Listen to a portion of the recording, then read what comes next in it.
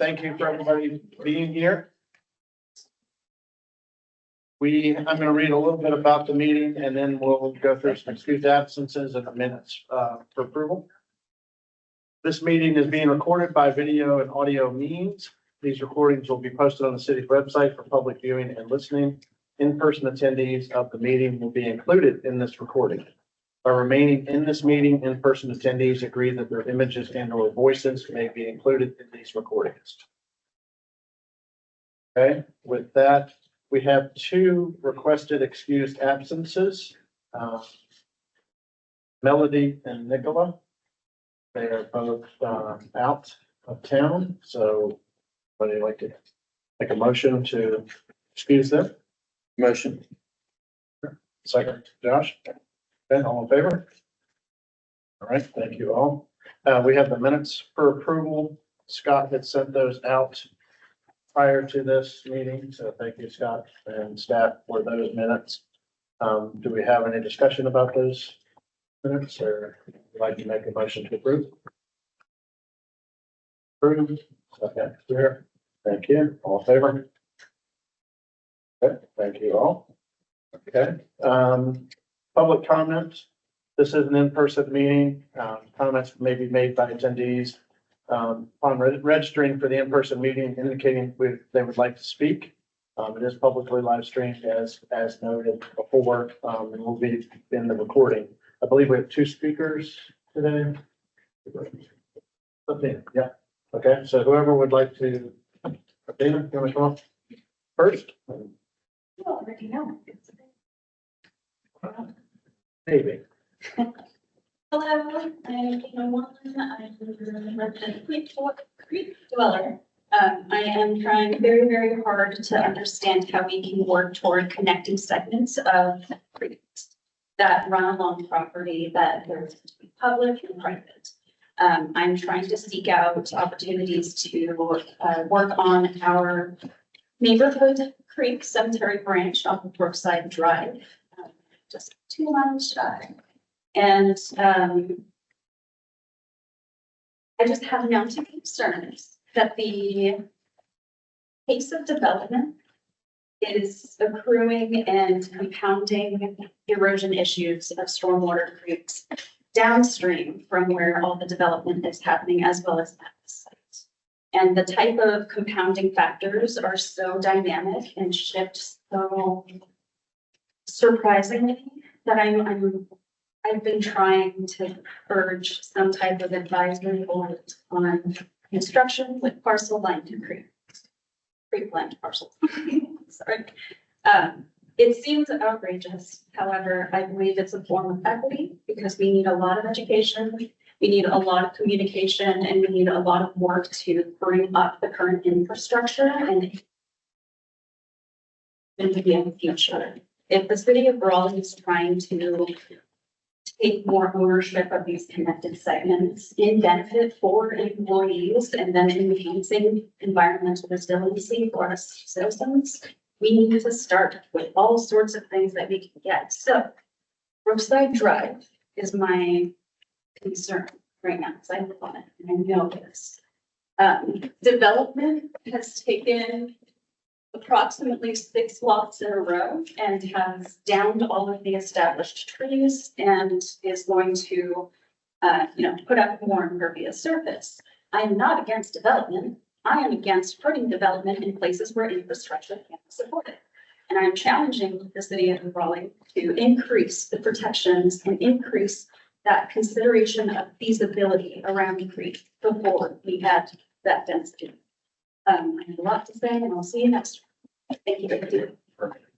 And just for our knowledge, can you point to where you live in this diagram? Village. Which one? The light green. The light green? The long green. Okay. The outline. Okay. Website. Okay. All right. Thank you. I know you've been here a lot. We just didn't fully know where you live. I understand. Thank you Yeah. for that. Okay. And I should have noted that everybody, public comment has, we give everybody 3 minutes, so. Thank you. Abiding by that. Next. Sure. Didn't realize we'd be going this early, so bear with me. My name is Janie Brooks. I live 3109 Anderson Drive in the Anderson Forest. I'm a lifelong Raleigh resident. And I'm here to express current and future concerns for stormwater issues that we have in our neighborhood. And also ones that we are anticipating due to development at 3222 and 3224 Six Forks Road. Currently, there's 2 homes on a 1.37 acre lot. And it has been sold to developers in Kentucky to build 18 townhomes. Previously, there has been precedent that has rejected previous proposals in 2008 and 2015 for that development due to traffic and safety, but also impervious surfaces and stormwater. And so with the new rate of storms, the severity of storms, and the development on Oakland that we're already experiencing downstream stormwater runoff, the culvert between 3205 and 3201 cannot handle the water that's already coming down in that area. And as our friend who spoke earlier probably knows about the state of Big Branch Creek, which is on the south side of our U-shaped development. It's currently a protected area of Crabtree Creek, and it's already experiencing flooding that's upwards of 15 feet every time there is a storm surge. And we're very concerned that with stronger storms that we're experiencing, especially in July and August that we have this year, in addition to further development up north, that would take 2 homes that have big yards and lots of trees and make it all concrete. We are very worried about what that would mean for our yards, for the water flow, and for what that would mean for the Delicate Creek area. Thank you. What is the address of the development? The address of the development is 3222 and 3224 Six Forks Road.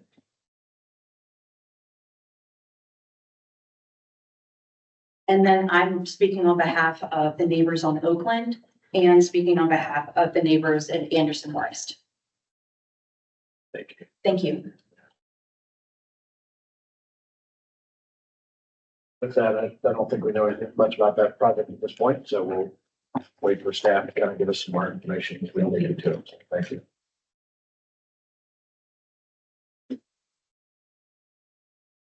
All right. Next up will be Sally and Samantha to talk about any planning commission items that are out there within this absent this week. Yeah, I'll let Sally do all the presenting on the specific cases, but I just would highlight from our conversation yesterday that we talked about one case that's early in planning and a few that are coming to city council. And one thing that we talked about was just getting more ahead of some of these proposals. And so really leaning toward looking at them a little bit earlier in the planning phase. This was something that Dwight Otwell with the Planning Commission had requested of us, that we just engage earlier so that the planning can get our feedback as well as the city council. And so that's something that Sally said that she's able to work with us on. And then another thing that we just discussed was sort of what our prioritization schema has been for sort of lifting up different proposals. And we really highlighted that we've been focusing and valuing conversation on floodplains and flood impacts, anything that has to do with water quality, but specifically the sediment concerns, and then also things, projects that are in the drinking water overlay. And so that can be an open discussion if we want it to be, but that was sort of where we landed yesterday. And to go backwards, the idea of earlier in the planning discussion is prior to, because oftentimes we're seeing something that's kind of bouncing between planning commission and council. To you and Dwight, we're talking about something before it goes to planning commission. Exactly. Okay. Hey, thanks. All right. Yep. Great. All right. Oh, thank you.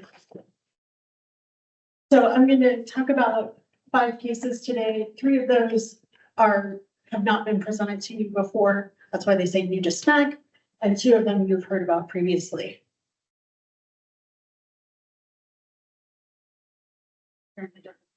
Clicker. Did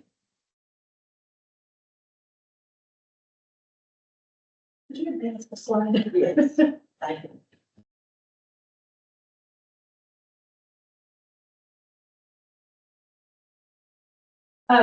So the first update is just that on Tuesday night, city council approved text change to 2025, which had changes to state law. The first was the change to the built upon area definition, and the second was the affected only projects that are building just one single family home or duplex on a lot over an acre. So fairly limited in scope. So provided some properties in that situation.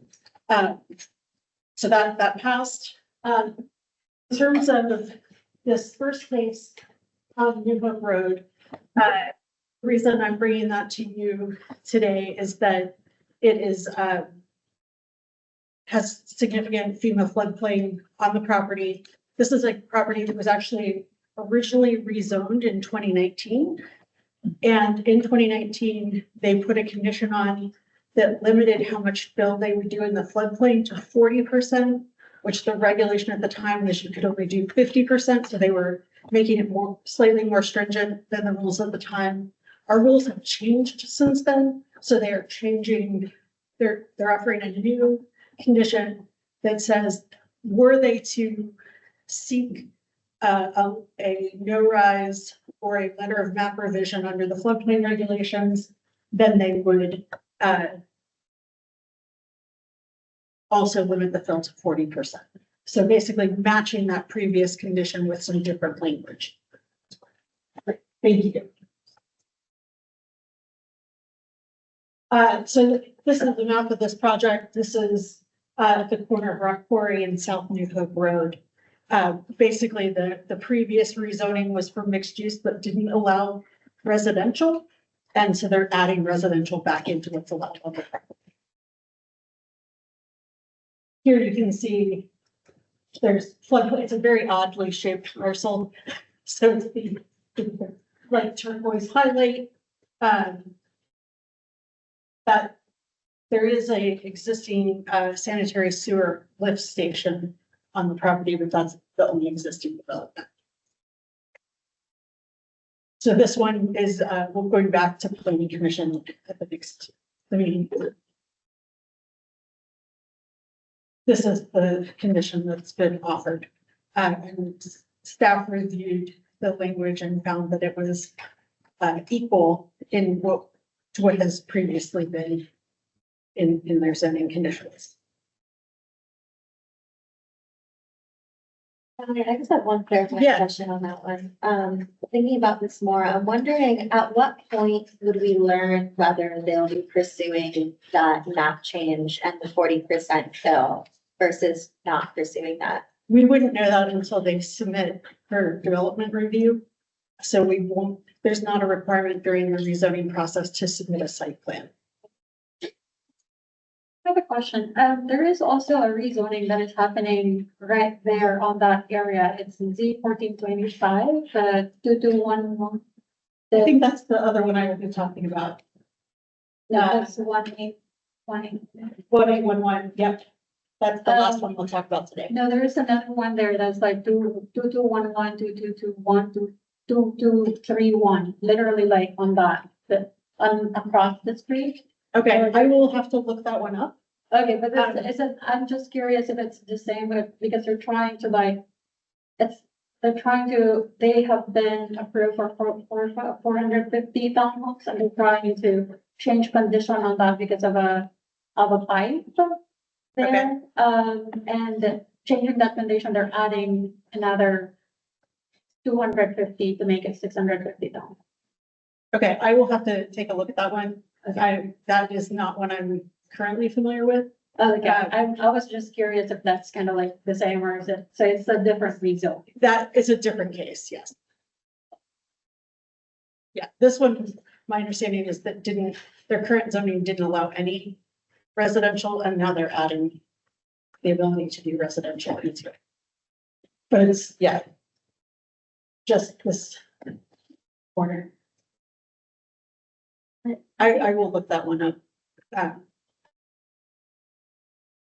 think one thing that I'm just thinking on with this is, sort of, you know, our existing, and I might be misinterpreting this, so please correct me if I'm wrong, but I think that our existing rules that were adopted since the initial rezoning now prohibit construction within the 100-year floodplain unless a map change is requested from the city. And so what I'm understanding this to say is that they may request that change in order to build up to 40% in the 100-year floodplain. And so one thing that I'm wondering about is whether this would be a proposal that we would take interest in learning more about. I know that there are no stormwater conditions currently being offered, and so if there is an option on the table that they would pursue encroachment in the floodplain, I wonder if that would be something we would want to secure as some stormwater conditions. Yeah, I'd be interested in learning more about that. Yeah, I would be too. I would need to.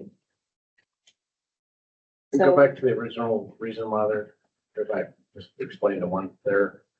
Why they're just trying to add a residential to that's it. That's their goal That's correct. This was rezoned in 2019 with that condition. and yes. And so, when they originally came in, they had eliminated that condition because our floodplain rules have changed. Yeah. And in response to comments from the planning commission, they've added that back in.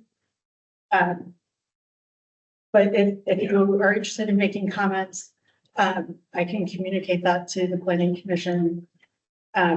It would mean they would probably need to hold the case open in order to receive your comments unless you're able to make comments today, because their next meeting is next week. And that gets into why we've discussed bringing forward cases earlier in the process. Yeah, curious. Yeah, but the planning commission is planning to vote on this or just hear it.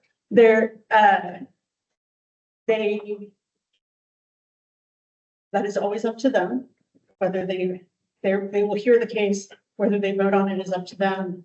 I suspect they will vote on it because the applicant gets one opportunity to revise the rezoning conditions while it's at planning commission, and they've already used that opportunity. So typically in that case, planning commission votes it out to city council where they do have another opportunity to revise their conditions. But planning commission asked them to add that condition in when they had a condition. They were removing that condition. Right, which means they would comply with UDO, which means they wouldn't be able to develop in the floodplain. Well, that's where I think our communications around that maybe have been confusing. There's the rules we put in place in 2022 made it much more difficult to develop in the floodplain, but they did not completely eliminate the possibility of floodplain development. And so as Samantha was saying, they would have to see, they'd have to do a study, either in showing no impact to the floodplain elevations or changing the floodplain maps. And this developer has indicated to planning commission that they are not interested in developing the floodplain, but that's just what they've said at this time. Their plans could change down the road. and so one potential thing that we could request and that we've asked for others is, you know, a commitment to not build in the floodplain at all, or if there is room to do that, then adding on stormwater measures to mitigate the flood impacts there. But I think my suggestion, knowing the timeline, would be that we request a presentation from the developer the applicant at our next meeting, and then that gives us the opportunity, if we choose to engage before the city council hearing, and hopefully in the future we could engage earlier on this. And I think it would be good to do something now. Yep. Instead of waiting till a site plan. Yeah, Yeah. I mean, this is the time to. Start working with the developer now. Let the developer know. When conditions can still be adjusted. This is the time to make it. Can we reach out to the developer? As the, Through Yeah, Sally, I Ben, will we have done it. Work with the planning department Yeah. and have their liaison arrange it. Yeah, like that one case up on, yeah, do we need to make a motion to do that? I think we should. I'd make a motion to have Sally reach out to the developer to present to us the stormwater impacts. Second.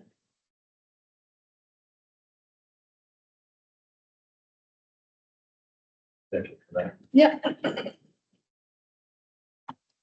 The next case is one that I'm sharing with you because we have got input from neighbors about, their concern about stormwater. And so this one is, going to city council to have it be scheduled. This is a 2.7 acre parcel on East Mill Road. This was originally envisioned as the phase 2 of the neighborhood. You can see here on Ghost Pony Trail. The owner is now rezoning to get higher density. We've been, stormwater drainage assistance, the stormwater maintenance team and myself have all talked to the neighbors about their concerns. They're particularly concerned because this would drain to the stream that then goes through two property owners' yards. This is not a large rezoning case, but I would, in case this came up or, they came to smack or something like that, I wanted you to be aware of it. The next case, Real quick, Sally, that pitches back to the stream, that pitches to the northwest. It all Or the skinny. works south Arrows. to the stream. It does not. Yeah, it does not go into the street stormwater system or any of that. Very, very little of it. What are they trying to rezone it to? To allow townhomes, more townhomes. Where I think previously it would have been like 6 single family lots or something in that ballpark. Just for clarity, that's my district, they want to do, we just got a condition update from the developer to limit it to 18 towns. So their first initial request, 22 towns. I think they're in the process for 18. The neighbors, flooding, then as I talked to them, that I can't say that it's because of this development, I don't say that's the fact, but they're in communication with stormwater, so I feel like we should be fixed.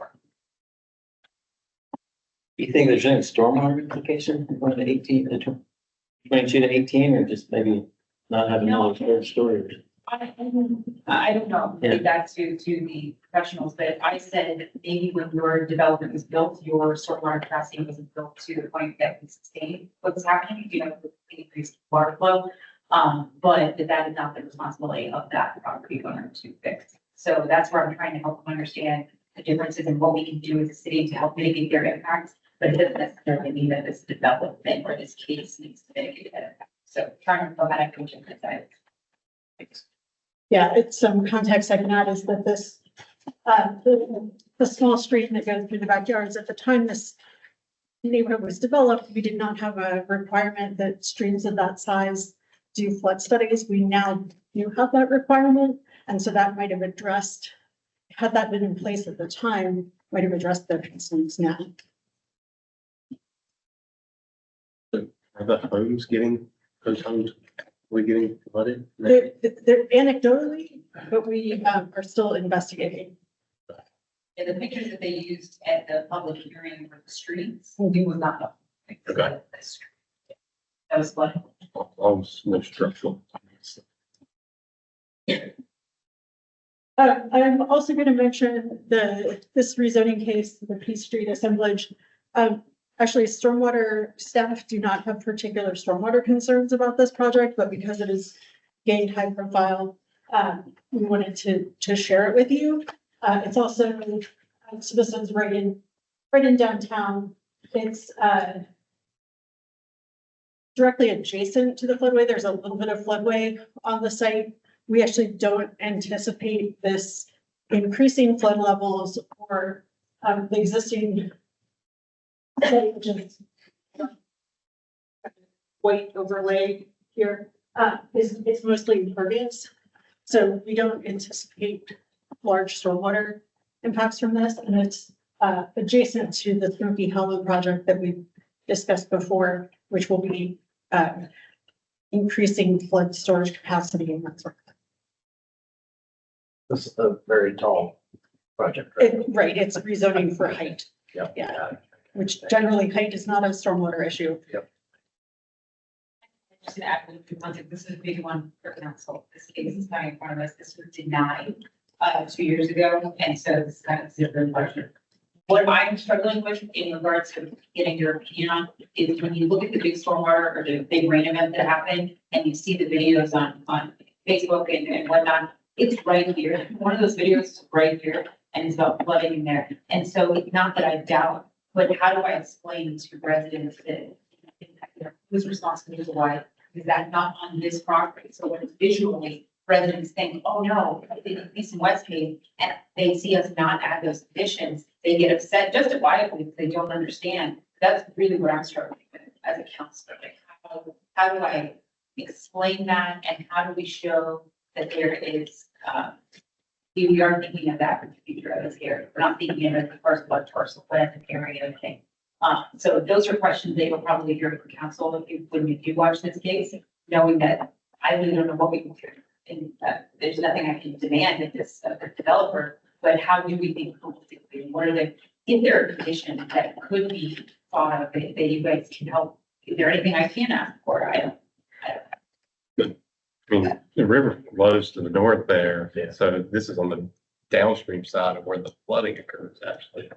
Yeah, I ride my bike there to work a lot, and I think, they're gonna put a park where the blue and pink are, which is all impervious right now. And open up all of that. Really, And they're enclosed gonna have to culvert. incorporate all the storage there, so, the developer certainly could contribute extra to the stormwater function of that park, which I'm sure they're glad to do.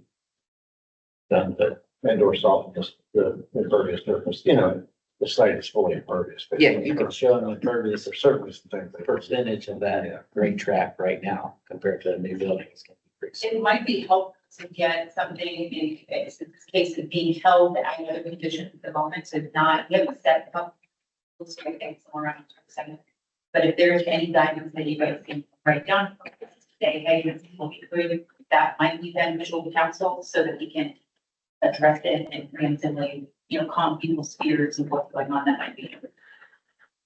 I mean, it looks like the existing, all of those parcels are almost entirely impervious now as it is, right? So they, according to the ordinance, wouldn't have to They're do not required to do. anything really, right? Right, if they don't increase impervious area, they wouldn't have to do anything, and they wouldn't have a greater stormwater impact if they're not increasing impervious area. All right. And that's, I always bring up when residents, I have this conversation, I bring up PNC. And that, and say, just like they're bringing, they're taking away, that's positive. And, I'm trying to explain that same thing with the here as well, but when you have the current videos of flooding down there, it's like, I can't change. And you're like, you're not seeing that, and, but no, thank you so much for your advice. And I think that one of the things that we do typically look at is just the kind of like gold standard potential possible conditions that the city of Raleigh Stormwater Department put together. So we can certainly share those too. And I think Yeah. some of the things that folks mentioned are. Yeah, there's some opportunities for green infrastructure. I don't get it mandated on this project or not, but certainly if I were trying to go something on that site and there are issues with the community, I know what I would put in some conditions. And honestly, that's what I've talked to the developer about. And I said, hey, how do we do, we're a biotech city, one of the only 26 cities in the world, how can you help us elevate that status?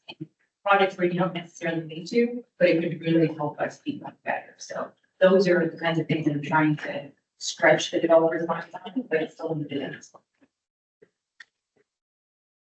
All right, and then I just have an update on these two other cases. This case on the road is, that we discussed previously, is going to public hearing. And then, the case, Glenwood Avenue at Lincoln Drive was heard by city council. There was some confusion about, how there was a condition that basically requires them to hire a third-party consultant, and there was some concerns about how that was written, which I believe are resolved this afternoon.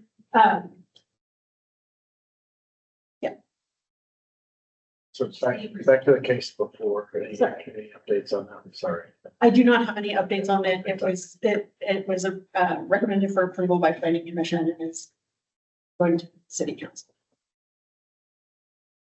You said there was some late breaking news on the next case, right? Yeah, it's really just a little administrative wording and change to make it clear when this third-party consultant would have to be hired.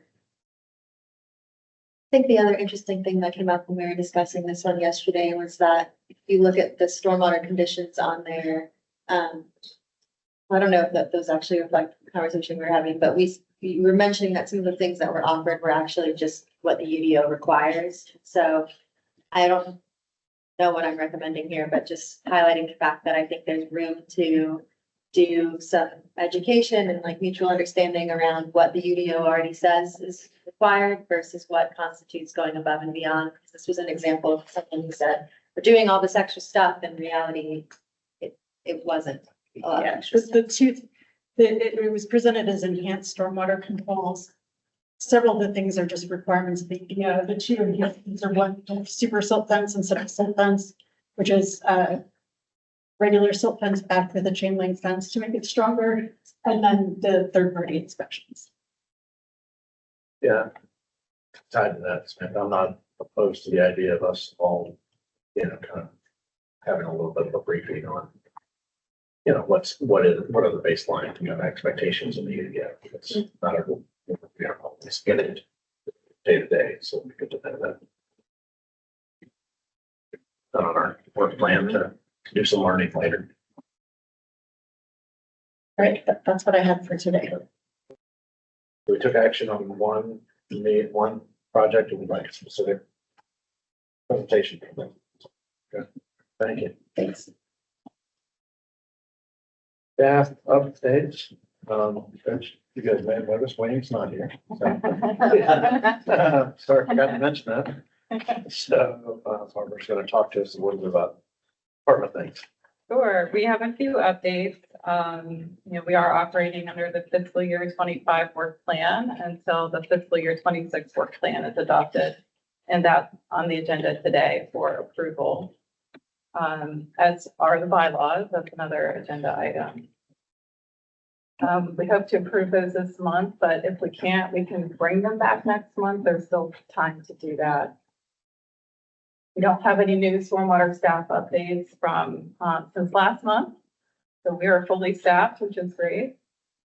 High priority topics, we have our 18 on-call engineering service firms all now have approved MSA. So this is a great team effort, led by Scott Bryan and Business Services. We did have a kickoff last Thursday, with all the consultants, which was really well received. Also in your agenda packet, is the abstract for a SMAC presentation at the upcoming APWA conference. The title of the presentation is A Model for Excellence in Stormwater Management Advisory Commission, Raleigh SMAC.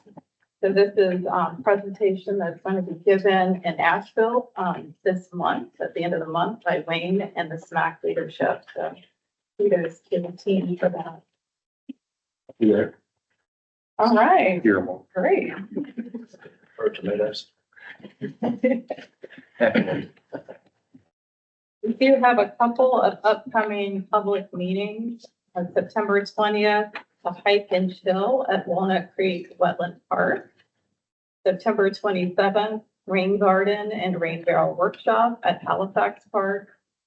October 1st, we have the Bio Blitz and Wetland Walk at the Walnut Creek Wetland Park. And October 4th, the mugs and markers at the Optimus Raleigh. And also on October 4th, stream monitoring at Walnut Creek Wetland Park. We also have a few notices prior to construction. We have a emergency repair on Dunbar that's coming up. The Workdale Park Stream Restoration Project, Old English Drainage Assistance Project, the Royal Street Drainage Assistance Project, and GSI to mitigate stormwater and urban heat islands project.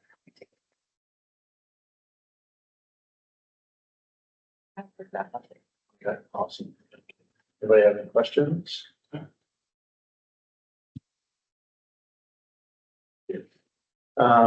With that, we're gonna move forward with the modified consent approach to the Raleigh Rainwater Rewards Program. We have the 4 projects, 3 applications, Prior to commission review where we approve or deny.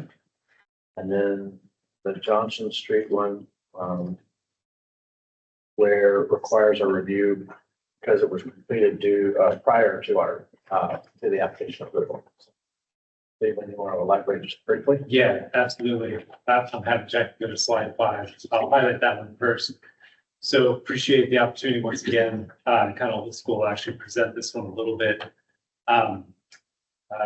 With this community project that we have through Rainwater Award. So I highlighted this one. There's nothing necessarily special about the project beyond that the work began prior to approval. So per our policy, and to give the commission the opportunity to weigh in on this, sort of pulling it out of that modified consent agenda and allowing you to review it prior to and push it for funding if you so desire. So what this project is a simple impervious surface removal project. As we see on the top right, based off our typical presentation, it's 313 square feet of concrete driveway.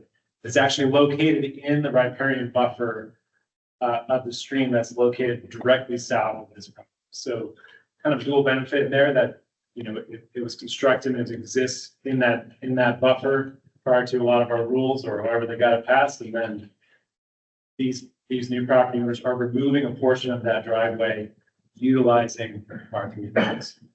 Very good metrics overall, in my opinion, and pretty simple, straightforward project that's less than the normal amount threshold that we need for commission. But once again, because they completed this work in May, at least they initiated in May and it's completed it prior to approval, but it's within that first year of their application, we can, on their behalf, bring it to this commission for funding assistance through our R3. That was a mouthful. Anybody have any questions on this unique situation? Yes, so they're just removing it, they're not replacing it with Yes. impervious pavers or something like that? No, nothing like that. So the way this particular project, the way you perform our calculations, is it's impervious surface removal with the replacement of a vegetative cover of some sort. Okay. And that they agree over the maintenance period, which would be not 10 years, which is typical, what you would review, but 5 years. Because of that pricing threshold, they would agree to maintain that vegetative cover. So they can't get back and pave it. They can't pave it, they can't park on it. No, you know, we try to eliminate compaction, things that would be like an entity of infiltration. So yes, that's what it is. Removal, existing, replacement of vegetative cover. It's just odd to me that they have a garage back there. Yeah, it's an interesting dynamic, like a lot of properties throughout Raleigh. Okay. Thankfully, we're above and beyond any of that permitting. So yes. So the application was submitted before the work, it just wasn't reviewed. No, so the application was submitted in July. They had begun the work in May. So, I don't know all the details of the motivation. They might have found out about the program afterwards, but either way, per our policy, we do allow people to apply within 1 year of construction. And like you said, it's within the buffer of the 50-foot buffer of the Pigeon House Creek. Yeah, at least more a portion, but you can see that line on the plat map. See that line runs right there. So, Would we like to make a motion on this or ask any further questions? I think we have to approve or deny this application. yeah, we can either do them all at once, or you can approve this one. Let's keep this one separate just because it's unique. I agree. I'll make a motion to approve. I think it's a reasonable cost for. After a motion to approve. And Samantha, any further discussion? Favor? I appreciate it. And then based off the memo that you received, there are 3 other projects like Graham mentioned. Are there any questions regarding those projects? I'd be happy to address them. Could we get that table with all? Yeah, if you go back up. Just working. Always helpful. Yeah, it's a good point. This is that overview.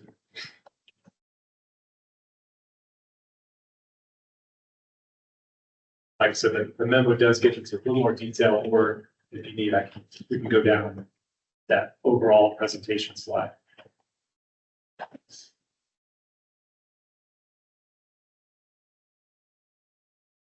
Any questions from these? Anybody want to make a motion? Motion to approve. To approve? Second. Second, okay, all in favor? Thank you very much, Jim. All right, thank you.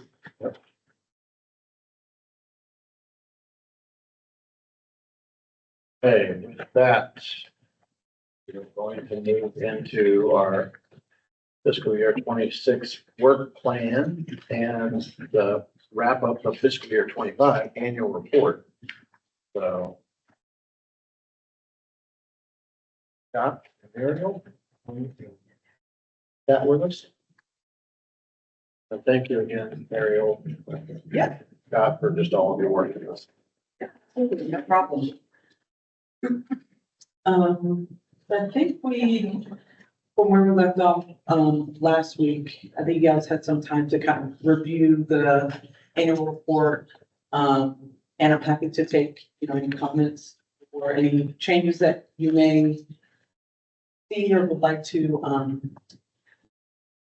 I can add it after this meeting. But yeah, so it's just kind of like a open discussion for the annual report. And Tom, you can just kind of scroll through it. Or if there's anything specifically you want to see, we can stop as well.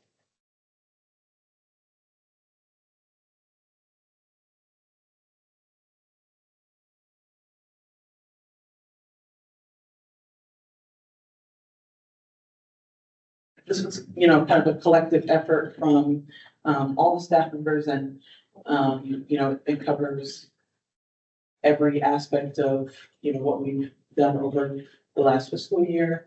And, includes the support and efforts of SMAC on, our projects and other programs.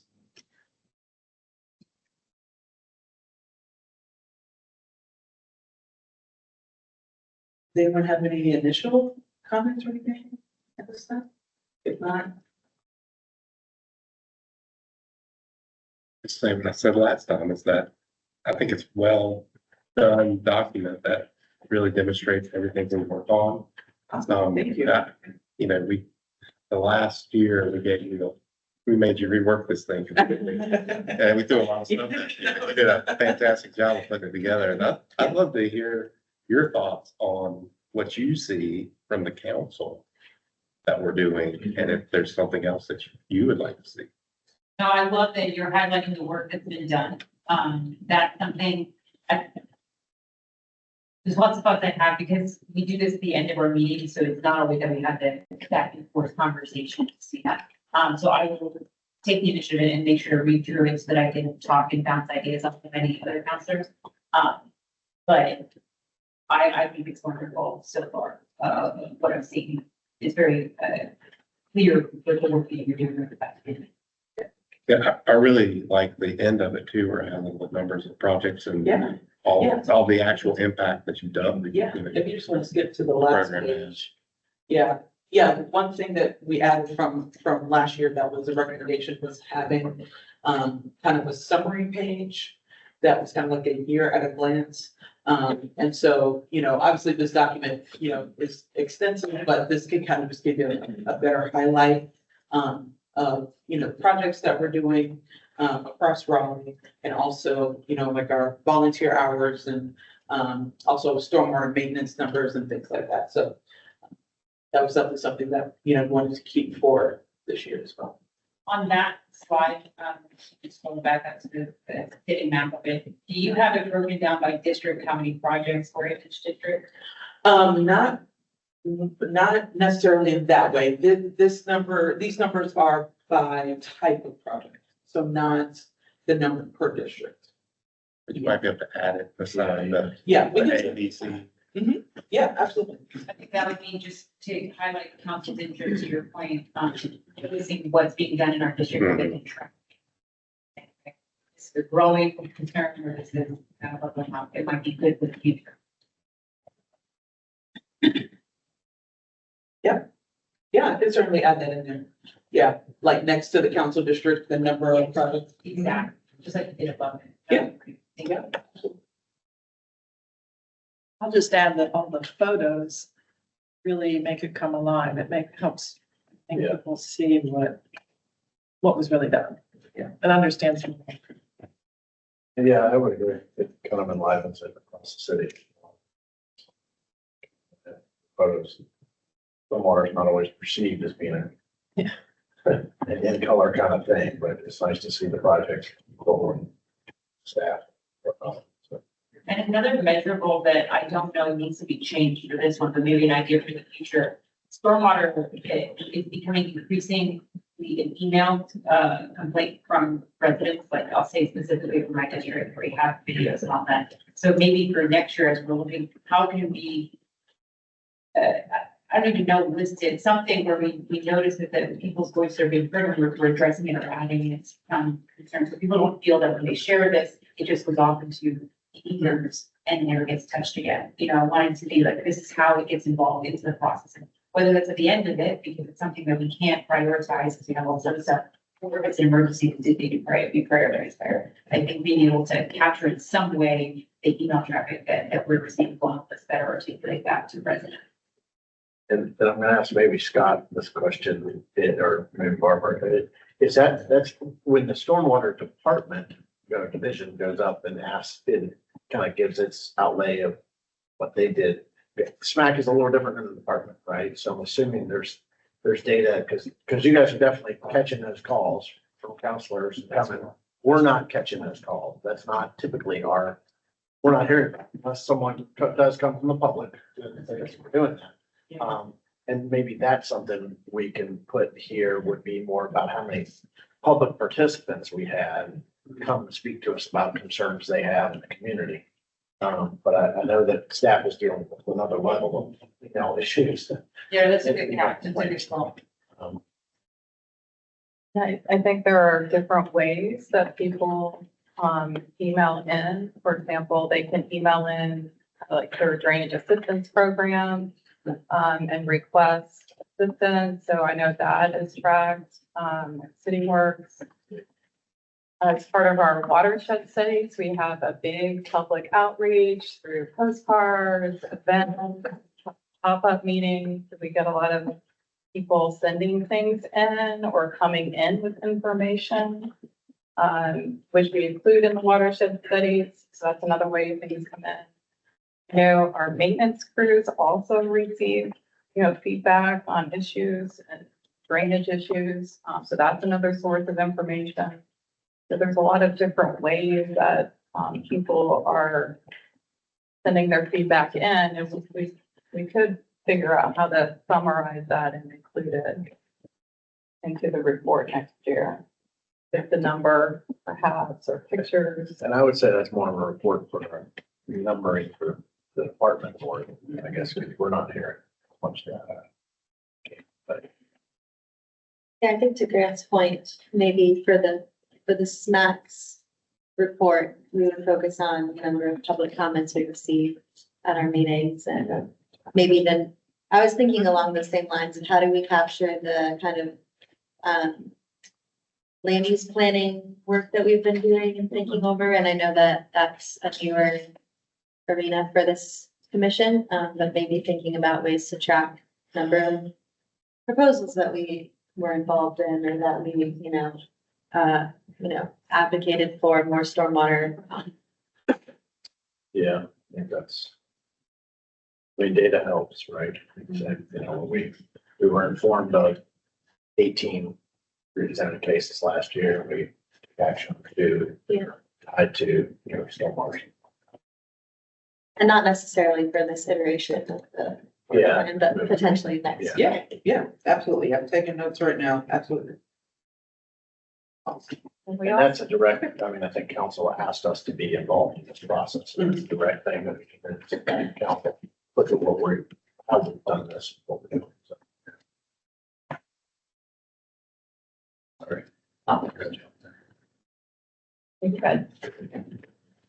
So I think So for the motion to approve will kind of be all in one with the work plan.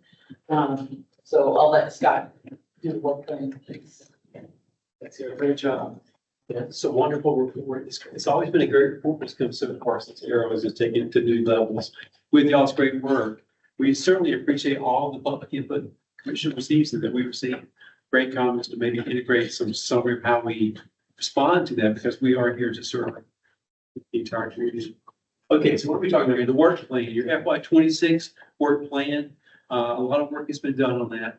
Did everyone get a chance to do the online prioritization of the tasks? If you've not, that's okay. You can actually do it right now if you'd like to. We can do it. We're going to pull it up. We'll share the results with you. Talk of things to hear. It's got a link to the results, at least at this point.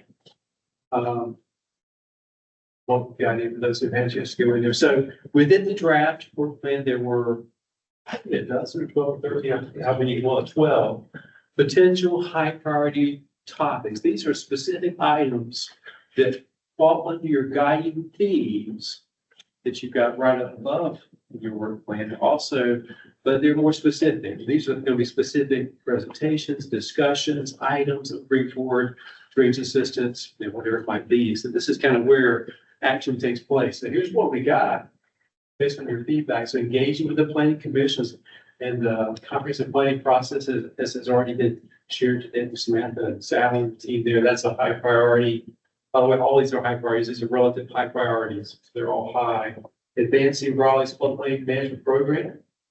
For presentation in recent months from Seamus, and then on the floodplain program, the work that the city's doing there with our community rating system and cooperating community initiative. So that remains a high priority. Out of the budget, we started budget season. We're always in budget season. Our capital budgets will be due actually in the next month. Been accelerating this year than our operational budgets later this year, but we're preparing for that. And SMAC is certainly going to be well engaged with our budget process.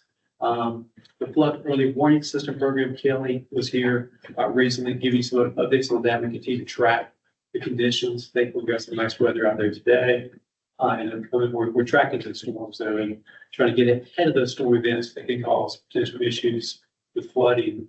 Awareness of storms operational service. We're here in street transportation street division where our storm maintenance partners are housed. So maybe hearing more from them about their work, significant work on the thousands and thousands of features out there in the drain system, street sweeping, heat collection, all these things that the city does. The stormwater, and hear more about that. Drain system maintenance. We build it and we rebuild it to improve it sometimes to retrofit, but then we have to maintain it. So we really want to bring the stress more about the maintenance side of it as well. Moses has shared with you what we're doing with data and Power BI dashboard. That was really, really helpful. You expressed some interest in maybe hearing more about that. Continuing to review drainage assistance and stream projects, supporting watershed planning efforts, involvement with major capital projects and field tours. Advancing GSI, the Green Storm Infrastructure Action Plan for the city, supporting in PDES. We have a lot of acronyms in stormwater: National Pollutant Discharge Elimination System, Municipal Separate Storm Sewer System Permit from EPA. We have that. We have a new permit that's being issued, or will be issued, we think, soon from the state of North Carolina. We'd like to bring that to you, show you what's in that permit that allows the city of Raleigh to discharge water into our streams from the storm. Significant for us. The awareness of riparian stream buffer programs, even as we've heard more today about the interest the community has in that, what we're doing around streams, protecting those, improving those, restoring those. And then the pipe, or the Barbara reminded me of what this acronym pipe. Inspection. PIPE stands for Pipe Inspection Public Engagement Program. Okay. But this is proactive, well, just for context. The city inspects and maintains what is in the streets. But we know that stormwater pipes that convey public runoff leave the street and go behind homes in some cases. And this program is intended to offer on a voluntary basis, proactive inspection of those assets so that the homeowner is aware of their condition. Piped assets, correct. Constructed conveyance. That's gonna be a great initiative here. There's systems that run in the backyards and the side yards that we may not be aware of until there's some potential issues. Doing that. Thankfully, we have programs with your support to address those on a priority basis. This is gonna be a really neat program to kind of get ahead of some of those issues we've had. So there's the 12. We anticipate time to do all of those 12 with your lead. We get together with Graham and the team just a week before this meeting to talk about the agenda, look at the items on the agenda. So we do anticipate time to really cover all of these topics. At the same time, if there's new items that come in, or we do have to pick and choose. The purpose of this would be to take a higher priority, and then hopefully work through all of these as we go throughout the year. But that's the primary purpose. But they're all important. Are there comments on these or initial reactions? And certainly, if you've not had chances of them yet, it's still open. I think it's we'll keep it open. You can do it right now. You can do it at your convenience later. We'll compile this for the next, week or two. We'll bring it back to the final results next meeting. The final results will be the final draft of your work plan, assuming that you want to move forward with that. Are there any topics or specific items that aren't in this 12 that you'd like us to add? Or are there any of these that you'd like us to replace with another item?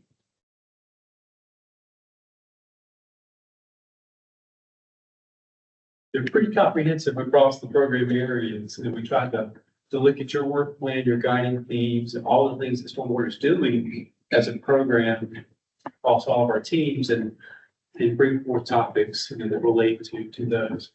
And many of these relate to multiple areas of our program, which is always good.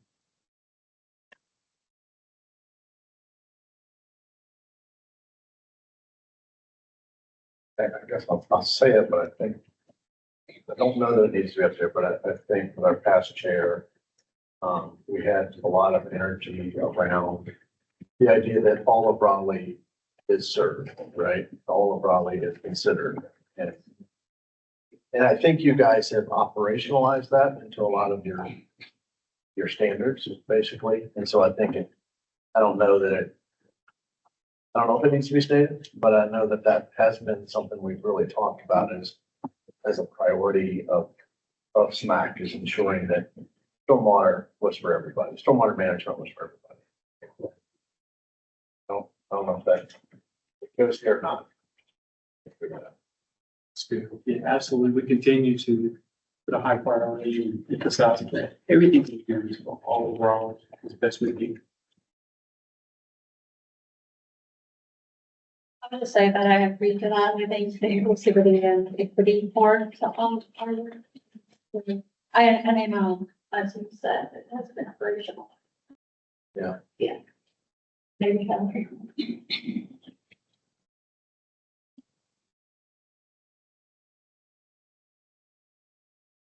We do have those themes written within your plan. I will say that map that is in the back of the annual report is nice to see, because that map didn't always look like that. I'll say, I mean, that map always was skewed to certain parts of Raleigh, so the map seemed like it had spread out more appropriately. So it's nice to see that. So that's why I'm less concerned, but I'm just. Manifests from the annual report, your mission and vision are in there. We have updated those with your feedback from the last meeting or two that really clarifies the role of the commission in supporting and advising, guiding us as the staff. And I think here I'm pretty confident that was updated for the annual report and for the draft work plan. So those are there. That's a lot of work right there. Everything was busy for sure. Seems to me that the watershed planning is one way to really help make sure we're doing this. So I would suggest making that a little stronger, supporting watershed planning efforts.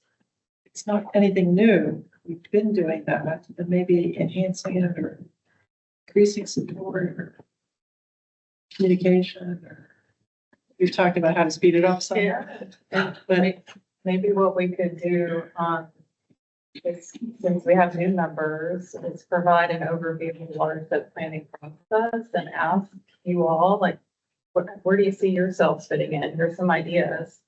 This comes at a good time. 4 or 5 years ago, we ramped up our watershed planning. Our plans were old. So we started a new program to refresh them. And we've done 3 or 4 now, and we're at the point where we need to look and see, okay, we've done this, what can we do to continuously improve that process? So getting your feedback at this juncture would be timely. Yeah, will the new engineering group be taking on some new watersheds that kind of plan the plans? Mhm. Yeah, we would, I think it would be a good time to be engaged. But I would put emphasis on the watersheds just because what lands left for development is going to be pushed in that direction, right? It Yes. has to be very controlled and done correctly. be a lot of impact of the watershed. Before we move on, I'm sorry, it took me a minute to marinate on the last point about the equity inclusion piece, but just to sort of suggest language around that to match our annual report, maybe just including language that says, that acknowledges sort of what Graham and Marinol were saying. It's like we oversee or regularly review the inclusivity systems and, think about helpful updates or making updates, because I know we received a really helpful presentation on the city's process of operationalizing those things, and maybe just naming the fact that we will continue to engage and think about those things.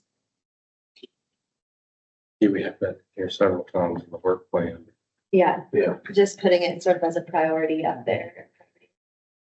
That was our 2025, that was high priority work item. Number 1 was advanced operational equity. Yeah. Let's continue that through all of these criteria and all the country. We'll amplify that. What we can do, we will, take your final weigh-ins on the high priority items, 8 comments, get another draft out to you. Maybe we can do that perhaps even via email as an idea. And if that looks good, we could then stay on, keeping it going to this finalization by October. Maybe. And the next SMAC meeting is the 2nd, and the council meeting we're loosely targeting, which I'm assuming you're gonna put in an agenda request. The placeholder is the 7th. So we would have the 2nd to make final, I think. I don't know that we would need to vote or approve via email. We just say we would receive it, give us a week in advance, 10 days in advance of the 2nd, and we could be ready to kind of move pretty quickly on the 2nd. And last year, I think someone reminded me that we said, we approve it with these 2 word changes, like it was something minor. We did that. Yeah. Okay, that sounds good. We'll work on the revised draft from Auburn today. Have that back out to you, and then let's get ready for your October meeting and carry that forward to city council. Either the 7th or, even the 2nd meeting. Yeah, pretty good. So, and right now, I don't think anybody has any direct change the annual report. That's this. I think the feedback you received was for moving forward for, yes. So yeah, we're good with that one. It's just, what does the work plan look like? Sounds great. Now I need some help from Ariel on the photographs for your work plan, as well as there's a lot of text in there right now, so I get some help with that. Photoshop. Can you do something? I can certainly, yes, I can work some better. Yeah, and your bylaws need well as well. Because we're working with those. There's a page blank. I'll explain that when we get to it. Okay. Well, yeah, what else do you need from us? And I guess I don't want to short circuit the conversation. That's it for now. I think, we got all the comments, and we'll, bring it back in October to get the final approval.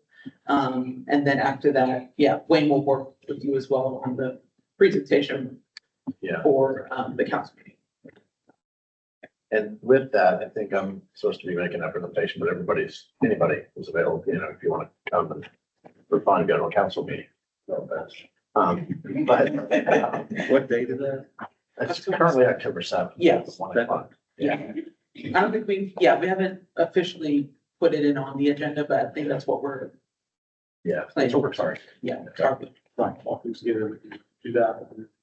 Have to, if more time to need, if we don't whatever, we can take it to the next meeting. No. Okay, great. And if there's any other ideas along the way, of course, just send those to Wayne and Barbara here and myself. We'll be sure to insert those. Yeah, and I think we did that last year too. When we had everybody's reading it. On a typo or something, everybody just gotta send it to Wayne and Scott. It'll get. All looks good. Great, very good. Thank you. And thanks to give us therapists with this needs to be a public input. You might find that to help people to go through the process. And if you haven't taken it yet and you need the link again, we can send that.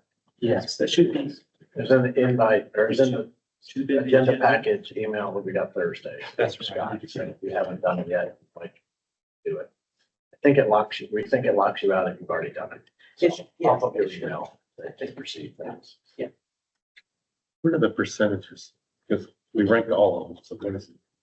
Percentages? On this side? Mm, Yeah, so some of these, they're like, as you see, 6 people, 5 people, so there may have been like 1 or 2 folks that may have not ranked it. Kind of thing, so that's just what the percentage is. Primarily what we're looking at is like the ranking number here, so the lower the ranking number, that's the higher. Yeah, that made sense. to me. Yeah. Yeah, the percentages, yeah. There may be some people that like put, some of them up, but not others, so, yeah.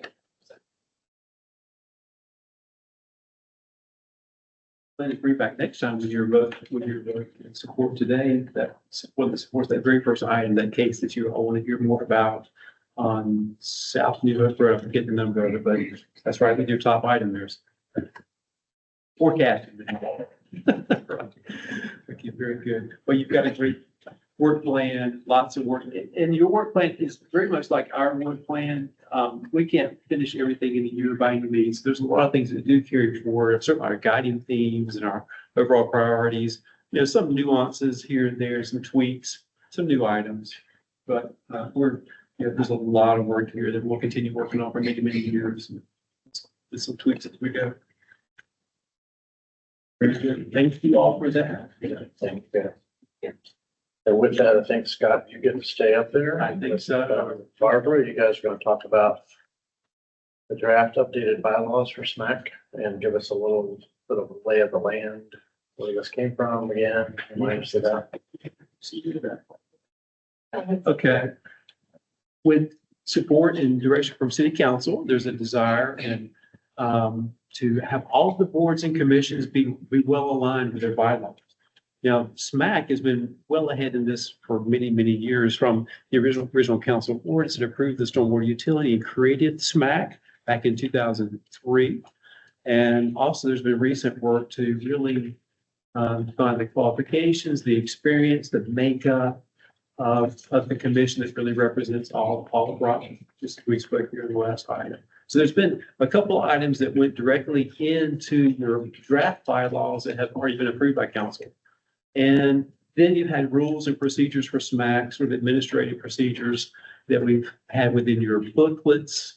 I have seen those we've been using those for a number of years. So we use those 3 documents as sort of inputs to your draft bylaws. What else did we use? We also use the city's template, of course, for the bylaws. For the bylaws for the boards and commissions. So that was our starting point. Inserted the SMAC approved items to date, and also inserted some, I'm gonna say, original content from more recent things that we're doing, like meeting in advance with Fran and team to review the agenda that we can advance.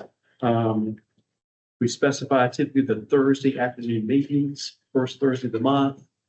There's some other things in there that we've done in more recent years that weren't in one of those other documents that we went ahead and added in that were consistent with the template for boards and commissions. So here it is. And I do apologize for that one page is blank. Some of the documents say this page is left intentionally blank. This one was not meant to be like some format and you can get some help on. We can, if we start from the top here, each of these sections is from the city's template for boards and commissions bylaws. And so this would be the bylaws of the Stormwater Management Advisory Commission, City of Raleigh. And again, as we mentioned, your original creation of the SMAC goes back to 2003. So we reference that. 2003-537, it created the commission and the stormwater utility. It funds everything that we do for stormwater. But the name, of course, is the Stormwater Management Advisory Commission. Maybe we could put SMAC in parentheses there, I'm not sure. The purpose draws directly from the ordinance as well. Review and recommend to the city council stormwater plans, policy changes, long-range plans, and their budgetary rate impacts. Review and comment to the council on the annual stormwater management capital program.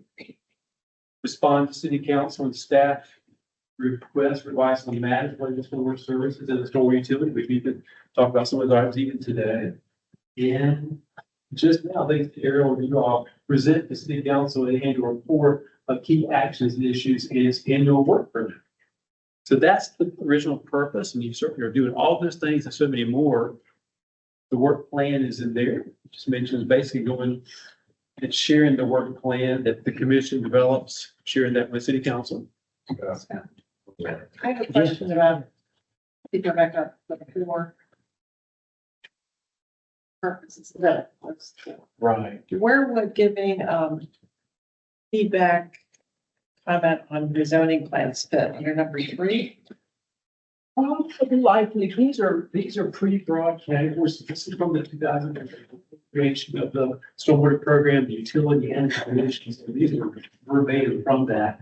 Likely it would fit here. Respond to city council, city staff for requests on advice on matters, stormwater services and stormwater utility. Probably.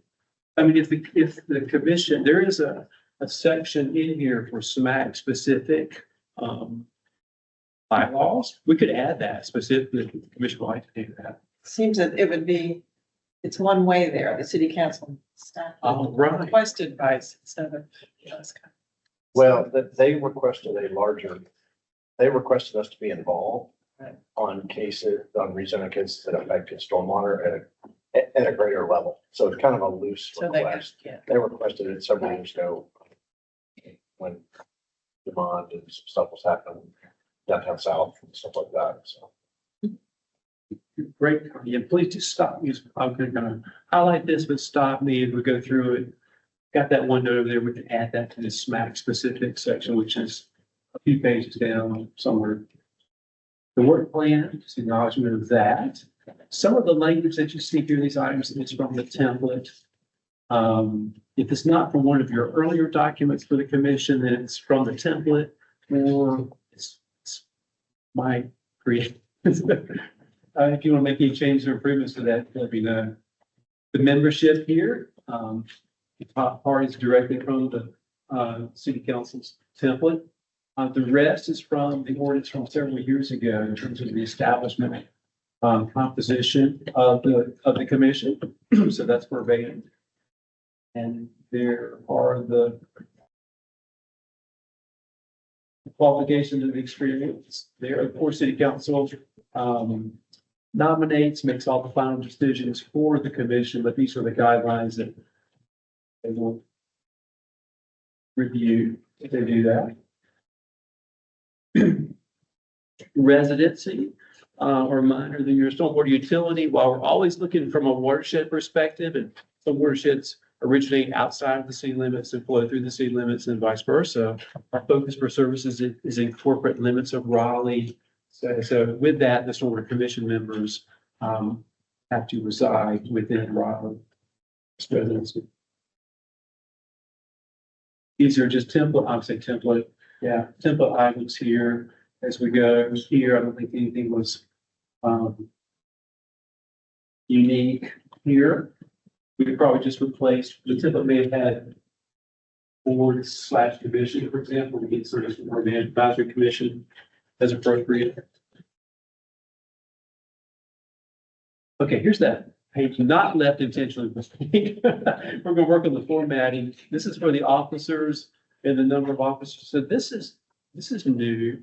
I'll say it's not from earlier ordinances, it's not from your current rules, but we've inserted here, officers of SMAC shall consist of commission chairperson, commission vice chairperson, and the commission liaison to the planning commission.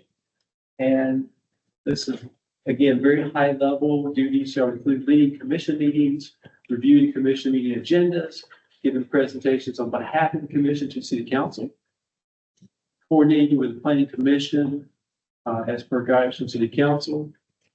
It's something we're going to highlight, just recommend a minute or two ago. And representing SMAC and designating public events for commission representation, such as the Earth Day celebrations, where the chair has given us awards and really been a big part of that. Election and term, that's all pretty straightforward there. We do that annually. Commission does that annually. Process for vacancies. I'm not gonna have to plot any of those other things right there, but that's from the city's template there. In terms of how officers are updated. Delegation of duties. The commission, of course, can appoint another member to fill in for one of the officers during a particular meeting. Someone's out of town or traveling or other. Otherwise, can't make the meeting. The regular meetings, here's where we're inserted typically once per month, first Thursday of each month from 3 to 5. We actually inserted what the SMAC has been doing in recent years to follow and mirror council's break for the summer. So that's in there. Certainly, may choose, and we did put in there that have to do that. We just want to acknowledge something that's been taking place. Schedule can be changed on compliance with the open meeting law requirements. Special meetings. I don't recall a lot of special call meetings that the commission has had in there, but certainly you can do that as desired and just follow we'll follow the process for doing so. The commission retreat, this is from the template. You have essentially had a retreat. I think the template here is the intent is that maybe it's a separate meeting for a retreat. Certainly the commission could do that. We welcome that, but we tend to have integrated those with your regular meetings. Think about the work plan and whatnot. So that's there. Of course, notice of meetings per North Carolina, the meetings law. Conduct of meetings, all meetings open to the public, just as we've had today. Following the Robert's Rules of Procedures. Right there. Acknowledgement of that. Forum, voting, pretty familiar with that. Article 4 committees. From the template here, most of this.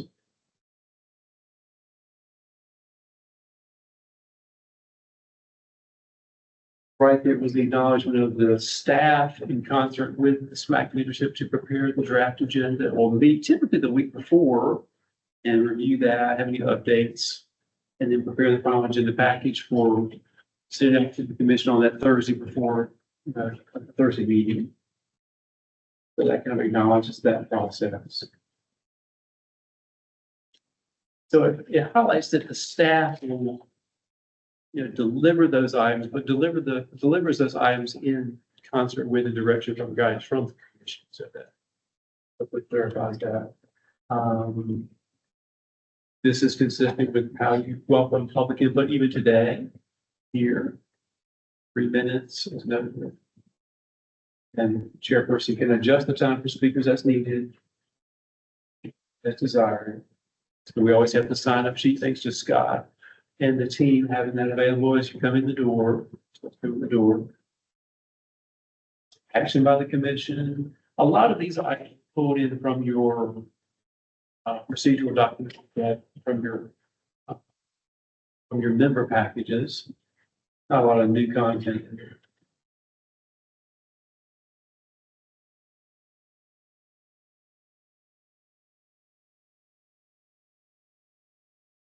Section 4 closed sessions, and many of these, or majority, or all of these are from the city's template for boards and commissions, and we populated those based on the SMAC. Amendment of the rules. And this has come up from time to time, speaking or communicating on behalf of the commission or the city. And that's Grammy comments on that. I've seen that on other boards and that needs to be in writing. So You're very good. that's good. And the commission's been a leader in following that process, and now it's just outlined here in the bylaw. I think it's interesting, ethics, Article 7, again, from the template. I don't think any of this was unique to SMAC's earlier documents. Miscellaneous provisions here. Be amended, of course, by 2/3 of the commission members. Yeah, I think that's, okay, that's non-discrimination policy. So there's your draft bylaws. Other than that, one page is not meant to be intentional. Wait, we'll get that clarified. Are there comments or items that the committee, we got the one here, we'll add that to the SMAC specific area where we can, the template allowed for boards and commission specific items to be added. So we'll add that. Are there others that you would like to add? SMAC specific bylaws. Things that you're doing that you'd like to kind of put in writing or, or just maintain flexibility and with this umbrella guidance, I guess. I think in general, they're broad enough, but detailed enough. I don't know that we need to go deeper on things, but we put in a lot of what we, kind of standards that we're doing. Great. I don't have any additional comments. Very good. Well, we'll work on the format. I'll get some help with that from my team members. And then when you bring back a final draft, what would you like to basically allow us to work on the formatting, bring it back to you next time? It's not a requirement that you take action today. We can bring it back to final draft, clean draft next time if you will.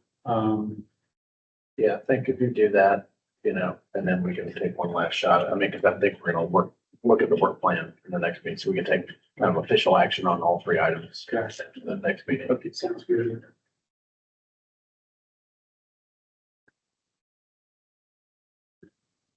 Great, we'll clean that up. Be sure to add that as recommended and have that ready to go. Once it goes through the approval process, it will also go to city council.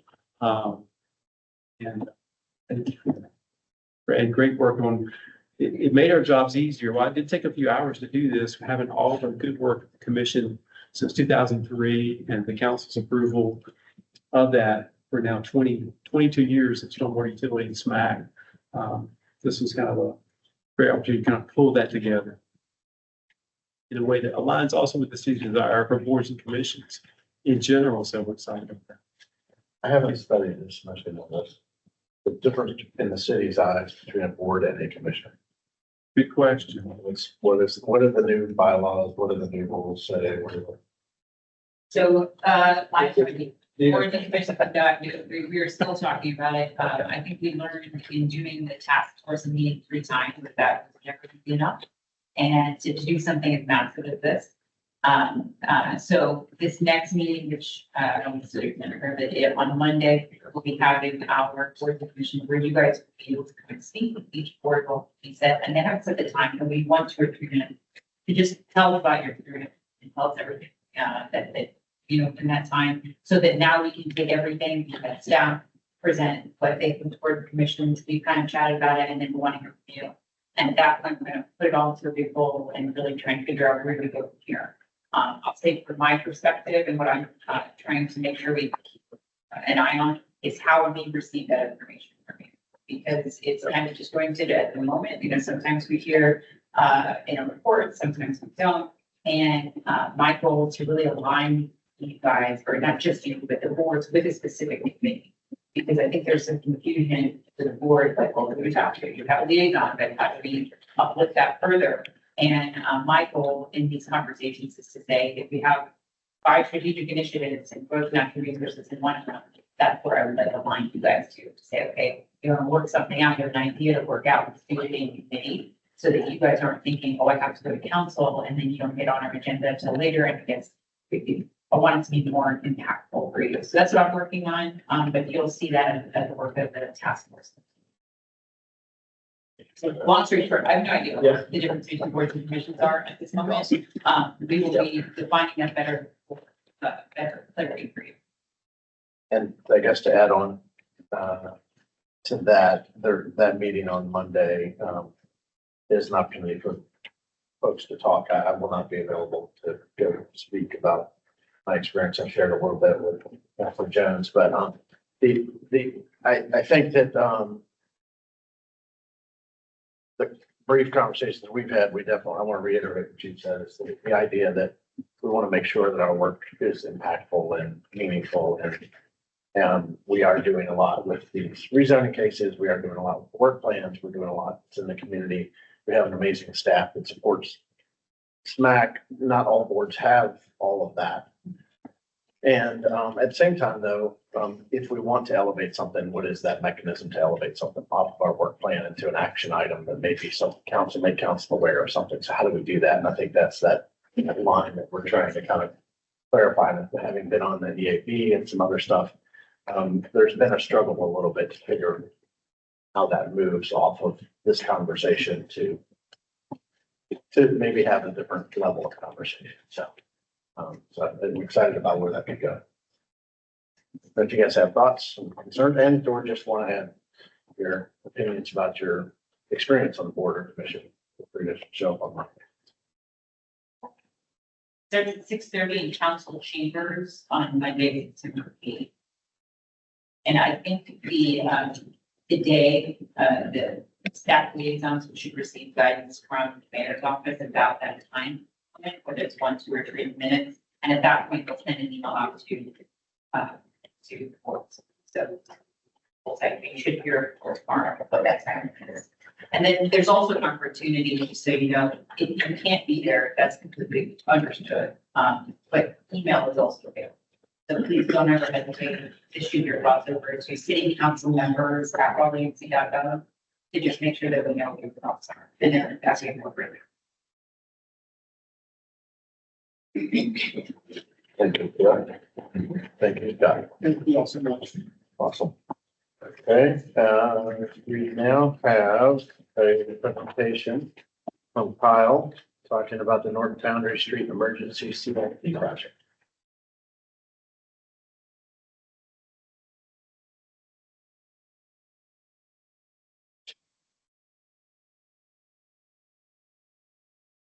I'm Kyle Booker. I'm the project manager in our CIP group.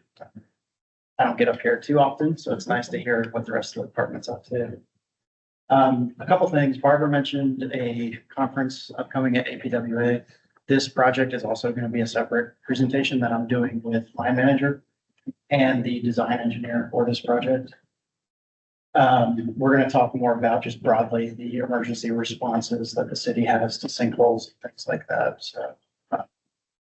Another thing, I'm about to throw all the formality out of the window. This was a presentation that I've given previously internally, so make it fun, entertaining. So bear with me. Hope you enjoy it. And finally, on that note, I'm not trying to minimize these folks' experiences. This was really disruptive, and I tried to be understanding and empathetic to them as well throughout this whole process. So. I was actually talking to a resident this morning, so that communication, that relationship is important. Good to this day. So that we get started. So just to orient you in time, space, this was almost a year ago, which is really hard to believe. The end of September last year, we had a 36-inch corrugated metal pipe collapse behind 501 Foundry. This is in the Oakwood neighborhood. So Person Street's just off the map here where the Krispy Kreme donuts is right there. We're at the intersection of North Boundary and East. So I'm going to talk about places by address a lot. So North Boundary, this is where the sinkhole was, the backyard. We're talking about 616 northeast and then 505 and 509. We are in, like I said, the historic Oakwood and the Vision House right adjacent. And don't forget about this, just put a pin in it. We're gonna come back to this address later. So, take time back to the 80s. Here we are. So this is our pipe back in 1989. The property owner at 505 Boundary and 618 East is still the same owner to this day. So he's very involved in neighborhood activities, he's a wealth of knowledge. He had all these photos from when this pipe was installed, which was ultimately the pipe that collapsed that we fixed as part of our project. So it's hard to tell in the photo, but up here at the top is where that road is, the intersection. Once you get back to the backyard here, it's about 10 to 15 foot of drop. So it's pretty steep, which we think might have contributed to the collapse of the pipe, just because the slope of that pipe was probably more than it should be for a forget no pipe.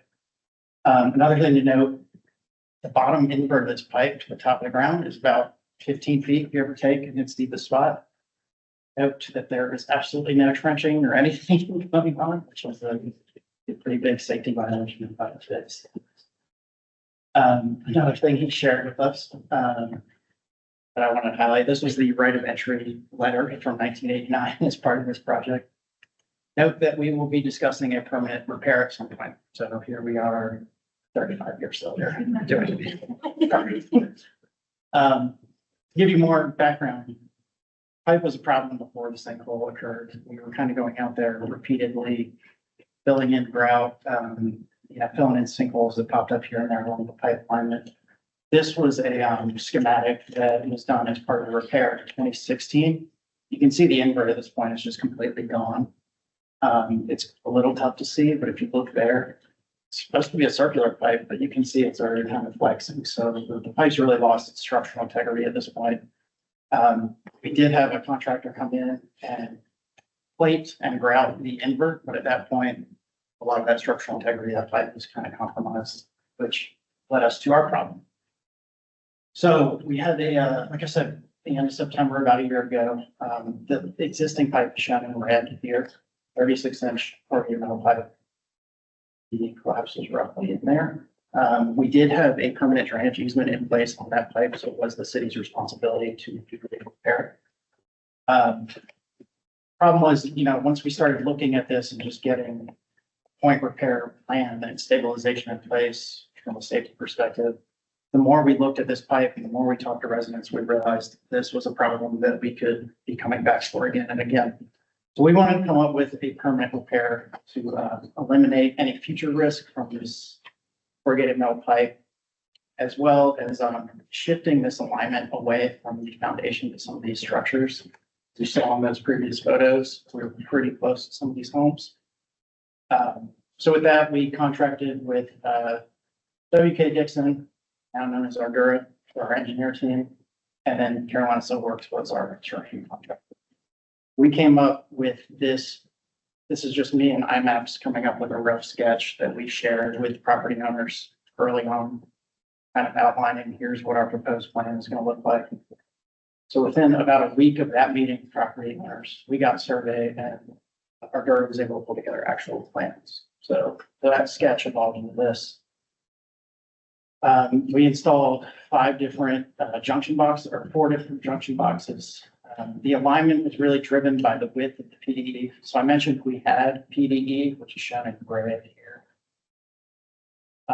It was inadequately sized. It was only about 10 feet wide for the whole corridor, which when you have a 3-foot pipe 15 feet in the ground was kind of useless to access. So we came through, shifted the alignment, extended our PDE limits to 20 feet to allow for access and installation. And that really drove kind of our limits of where we were. As you can see, we're kind of snaking through. This is a accessory dwelling unit for 509.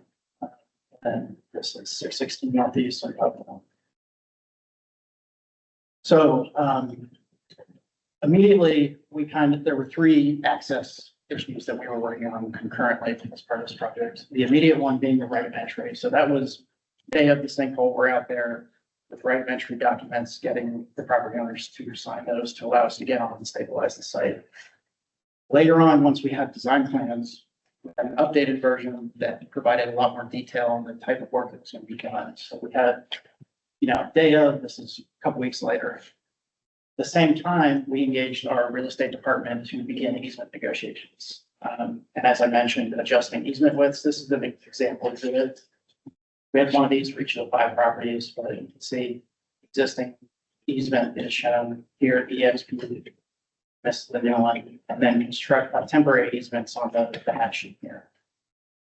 That was difficult because that happened after we started doing work. Typically, you're doing your appraisal work, you're doing all that months ahead of time, but given the severity of the situation, we kind of had to do all of this all at once.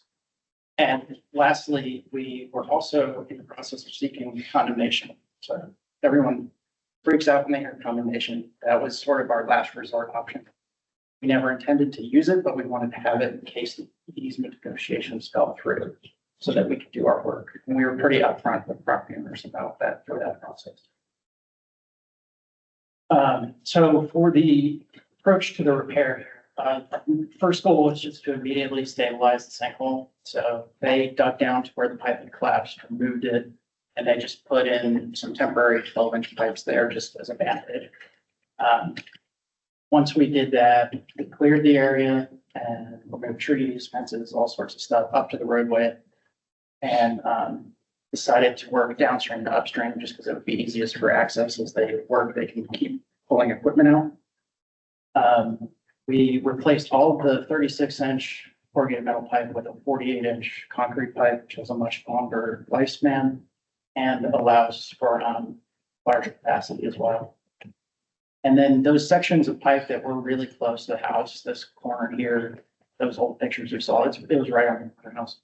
We essentially capped those, like cut them off, break them up, and then we global build them and abandon them in place because we shifted our line. Another thing we had to do, we had our contractor bring out a foundation specialist sub to do foundation protection on this house in the background that's shown. Just because the work was so close to the home, to eliminate any settlement issues. Finally, since we were under the gun in terms of timeline, we didn't really have time to wait for precast structures that we had to use. They call them waffle boxes. They're readily available structures that you can buy, and we had to modify those in the field. And lastly, we had to work with utility companies, primarily with Duke, to relocate some overhead lines so we could get in there and do our work. So these are some pictures from the project outlining some work. So on the left, we've got helical coil installation, the piece of equipment here. We've got these metal pipes, I think 5 or 6 foot sections. They just drive that down till they hit a certain PSI. So they're looking for, I can't remember what it is off the top of my head, but they keep going. So several of these actually went almost 50 feet to the ground before they hit that refusal. And then they add a little bracket to the foundation of the house is resting. So we pinned this whole corner of the house. This was our overhead power line. So originally it went from here up to here. And you can tell with this piece of equipment, that was kind of problematic. So we moved it to there. You can kind of see. And that was just during the remainder of construction. We eventually put it back after everything was finished. This was kind of that custom box I was telling you about. Typically they come, this is actually this box here looking the other way. So I had to take out the side, do the deflection angle, again, because we didn't have time to wait on precast structures. So given that this is in a yard and not in the roadway, we didn't have concerns about stability. If this was on a roadway, you could do this. This is just typical, they worked basically 2 boxes at a time, and worked their way up, 7 their trench shorn boxes. This is a little further upstream, those you just saw. So these are 48-inch pipes. Each one of these weighs about, I think, 8,000 pounds, so they're very heavy. See on the side here, this was part of our new updates in the stormwater design manual to use these gaskets. So they're putting lubricant on the gasket and then they use the machine to punch it in there to make a watertight seal. So here we are. when we're reaching the street at the intersection, this is, we couldn't use the deep shoring boxes here because there's utilities, it's the service water line here, so I have to kind of custom shore this up. This is when we're tying into the junction box that's in the roadway. And this here, well, no, this is about where that photo was that I showed you in the beginning, that was 15 feet deep. So what have we learned? Yeah, it's time. This was a very stressful day. This was when we were working on getting our pipe under all of these conflicting utilities. We've got a 24-inch water main, which if you know anything about water mains, it's pretty darn big. Based on our survey, we only had about 6 inches of clearance to get our pipe under there. We also had a gas line and movable fiber lines running through here as well. So really threading the needle. It went off without any issues, but we did have Raleigh water on standby just in case, worst case scenario. This is when we got up to that junction box in the road. So initially, the plan was to just tie in, and then we get in here and start taking a look at it, and there's all sorts of issues. This box is probably 100 years old. We've got spalling on the top here with wood left in place from when they cast the concrete originally. We've got an abandoned water line, we've got an active sewer line, broken pipe ends, we've got original granite block construction, which is kind of interesting. See that's wrong, but we are in historic open. So we decided we can't leave this. This is a roadway. This is a safety issue. We're gonna have to do some repairs on this box. So within a couple of days, Dixon turned around this design plan for the box. This is looking from the roadway after we went to the top. That's our new pipe there connection. Afterwards, this is what we look.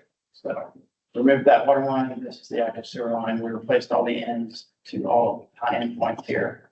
Really cleaned it up. The guy that did the work was pretty great. So kind of in summary, just as we went over, the corridor for this project was incredibly tight, both vertically and horizontally.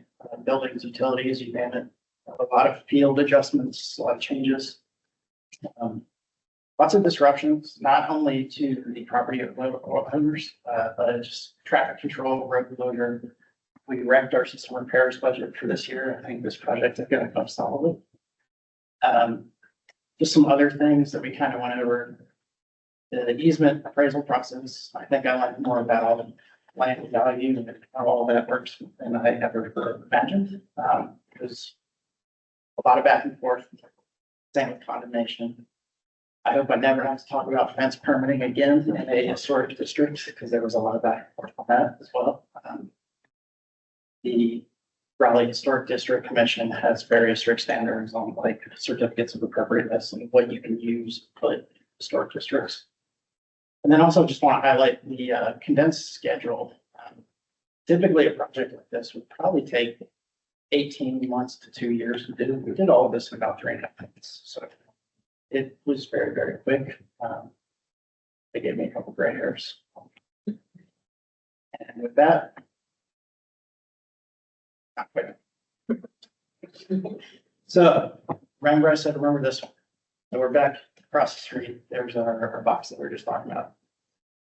Turns out that there was a 36-inch pipe that went under 415 North Conner Street that we had no idea about. It's not in our inventory, not on our radar at all. It was hydraulically connected to that box. So, problem is, we were planning to use, when we were coming up with our new pipe to tie in the box, we cut off the connection to the old pipe. And we were going to bypass pump into our new system during rain events. Thought everything would be fine. The system itself would act as capacity. Once it fills up a little bit, the pump will go down. We had no idea that pipe was there. So what happened is when it rained, system filled up, backfilled that pipe, and it started flooding this person's basement. I got a call at 7:30 in the morning from somebody freaking out about 2 weeks before Christmas. And I can totally understand. We were out there about, I don't know, 20 minutes later, down in their basement with shoes off, pumping water out of their basement. So There is a claims process that we had to go through for that.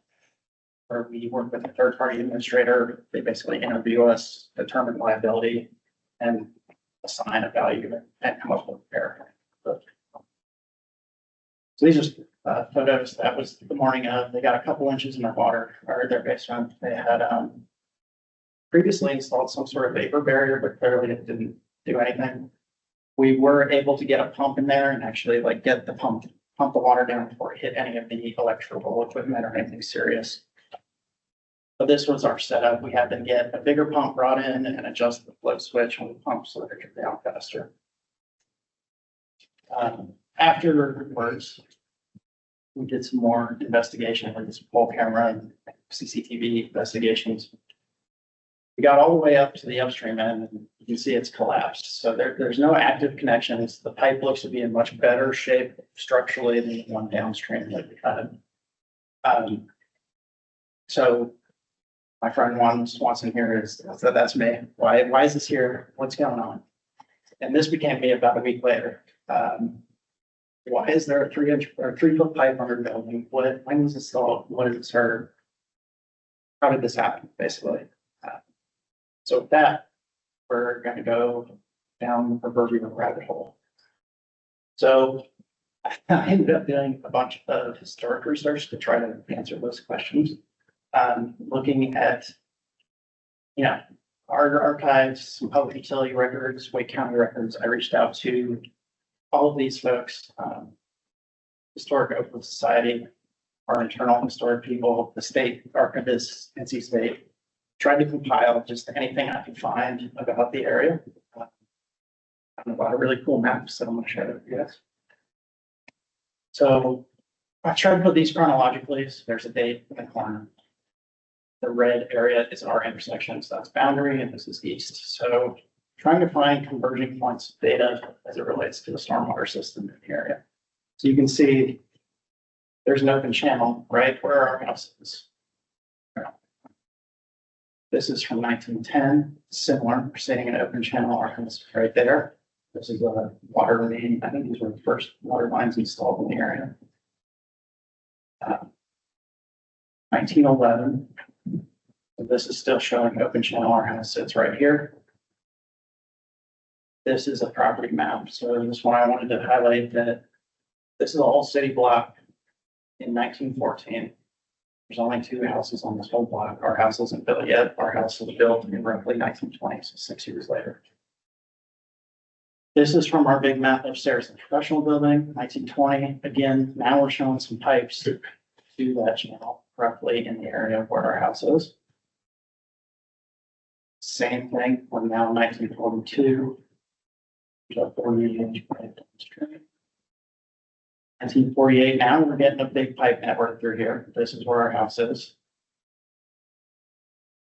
This is 1950, so now this block is kind of filled out. So this is our property.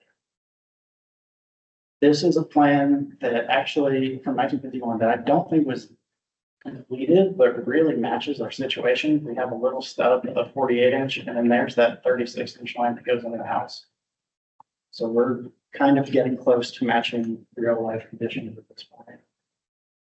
This was, I couldn't find a date on this one, but again, combination of open channel and pipe roughly in the area where our house is.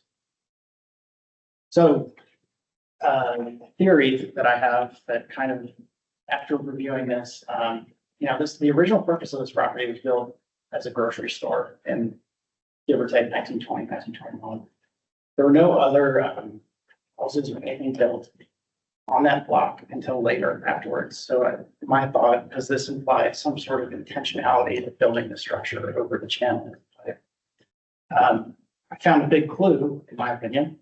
So 9 blocks south, this is East Street again. This is Davie Street. Transfer Food Hall is right over here, just to orient you to modern day landmarks. But we've got a grocery and fish market that's showing a 6x4 culvert that goes under this building as well. And this is from 1940. So at least this is the survey. Not necessarily, it was probably that. So got 2 different grocery stores that are built on top of pipes in historic areas of Raleigh. My theory is this some sort of waste conveyance. some of this was probably pre-sanitary sewer installation. Easy way to get rid of waste, or since they're both grocery stores, was it temperature control? And we've got a constant flow of groundwater. Get cool temperature basement of the building to act like a root cellar basically. Since refrigeration techniques weren't really in place at this point. I kind of hit a wall at that point. That was about as far as I could take it. So, what do you do when you can't do something? You reach out for help. I have a good friend that, as a hobby, researches. Typically, they're like personal effects, diplomas, military uniforms, things like that. Does a deep dive on. She has done property stuff before. So I told her my theory, I gave her the address, and she kind of ran with it. So she used old newspaper documents, property records, military and census data, ancestral research, state historic archives to really essentially compile a background of the history of this project or this property and people that lived there. For a good bit of the early part of the property's history, it was some sort of grocery store. It changed over numerous times. But unfortunately, this is a video I took. She put all of this in a website, basically, and this is me just scrolling through. She compiled an insane amount of information on how she did this, but unfortunately, we did not get an answer on the pipe, but I couldn't let this go without showing it with people because I just found it really interesting. So I'm going to share my favorite tidbits from what she pulled. So like I said, about through the 20s and 40s, there was about ships at the grocery store. She found all these cool news and observer articles. So this one's from 1948, basically saying that the new owner of the grocery was going to charge you a flat rate of $1.25 for the groceries for a week. So a new subscription model back in the day. This one was my favorite. This was 1968. A detective went into the store on Sunday and asked for a quart of chicken. The guy brings him out a package that turned out to be wine. They can't sell alcohol on Sundays back in 1968. So unfortunately, the guy went to jail for 60 days and paid $25 fine. And probably not coincidentally sold his business soon after that. 1977, the owner of the property had a Mustang stolen. And then in 1986, this is when we start getting into the modern use of the building. At this point, it was for sale. For about that 10-year period, it was really just like a storage facility. It wasn't a grocery store. And when we get to the 1987 renovation, so there's a full-page paper, full-page story in the News and Observer outlining this couple, Bernard and Rose Schutz. They did basically a full renovation of the property. These are documents that Bernard provided to the Oakwood Historic Society, and the current property owner now has a copy of this and shared those with me. So those are photos I took. It's really interesting. Like they got off the National Register of Historic Places. They were the headquarters for the Garden Club for the neighborhood for a long time. And we're going to do some bonus points here. This is a test.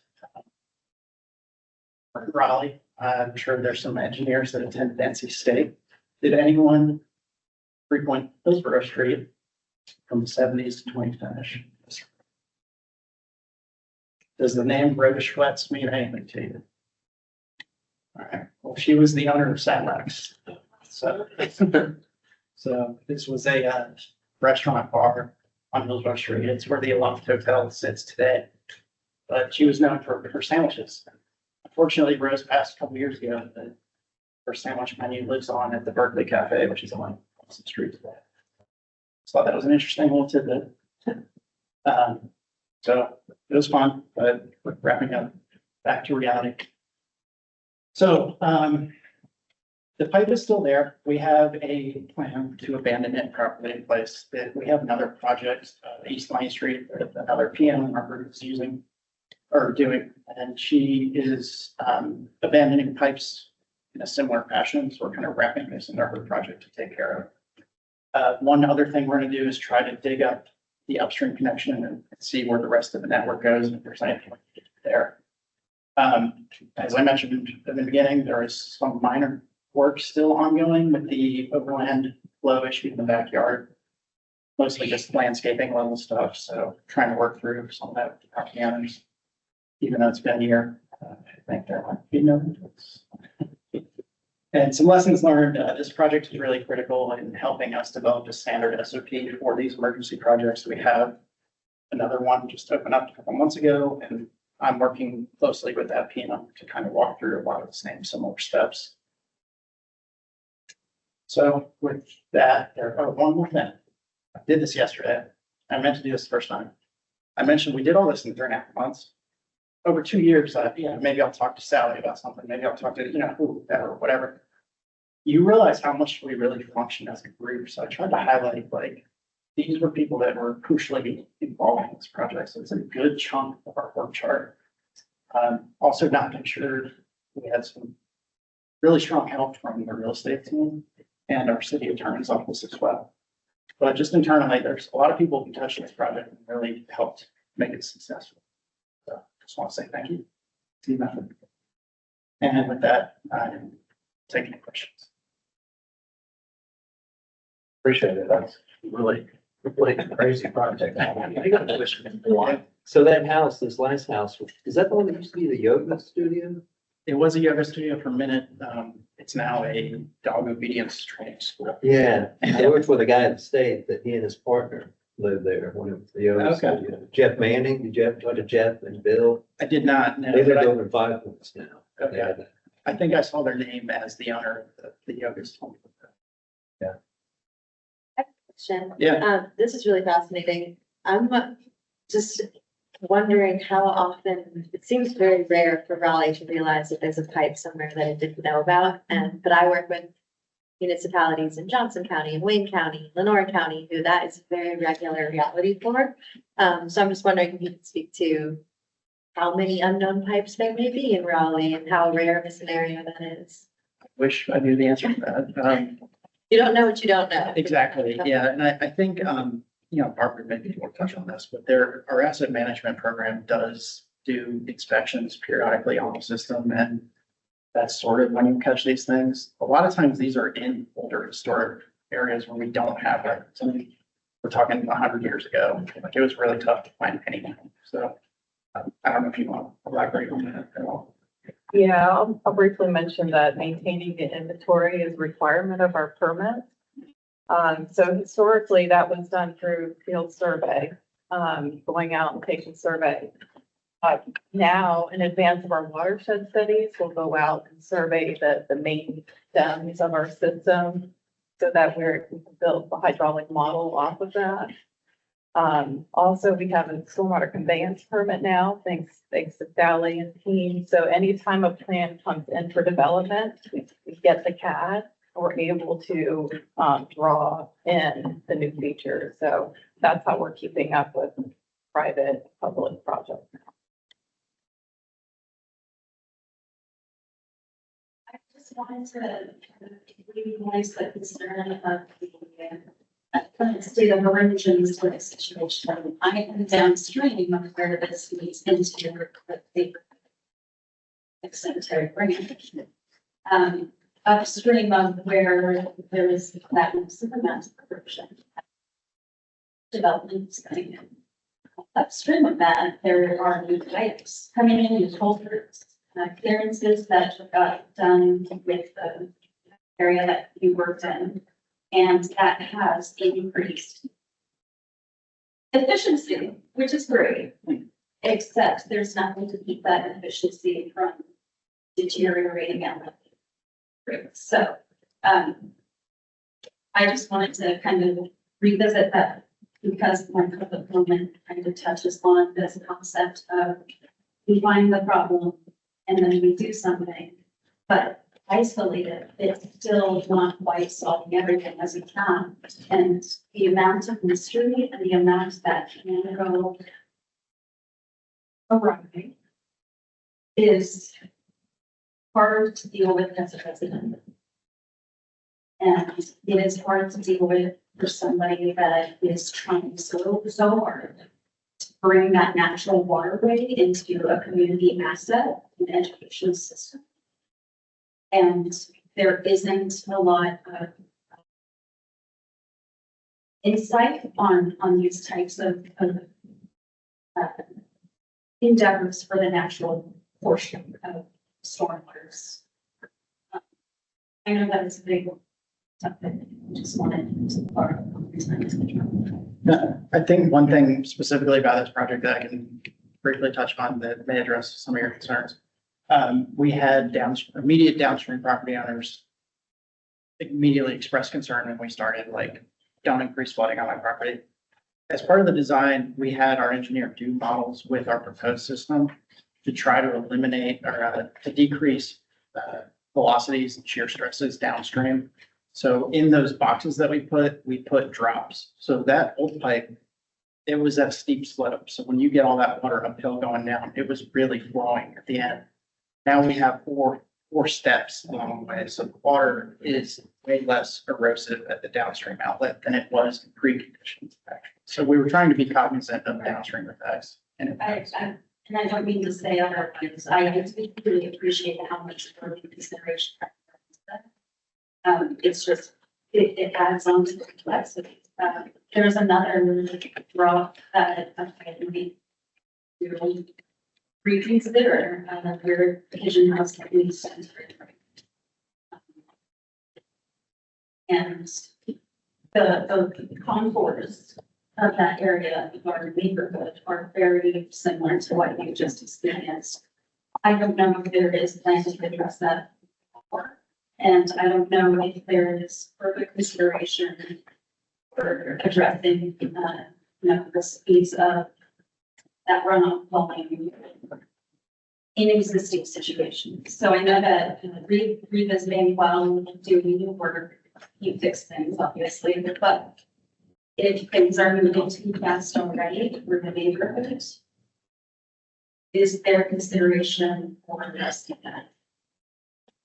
I don't need to have you answer that.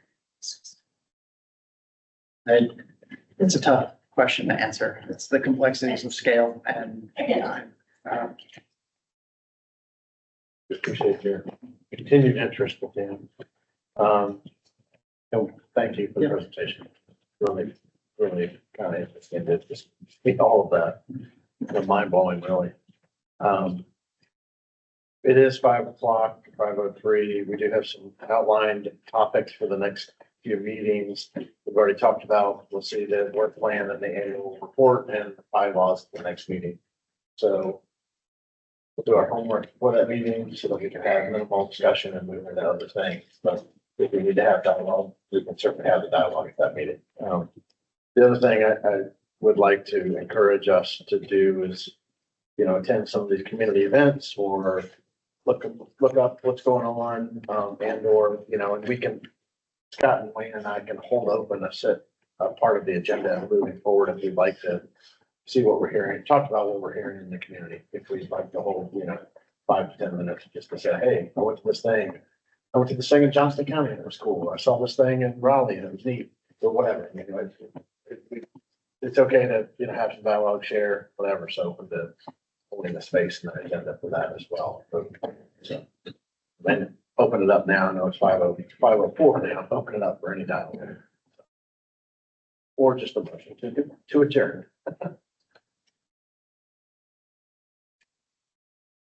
I went to a meeting earlier today about the Falls Lake watershed nutrient management rules that they're reviewing and starting to re-adopt, which would be a multi-year process, but that might be something that the committee would take interest in, sort of being able to comment on, or having the city's perspective to, support that perspective going forward, just as to do things.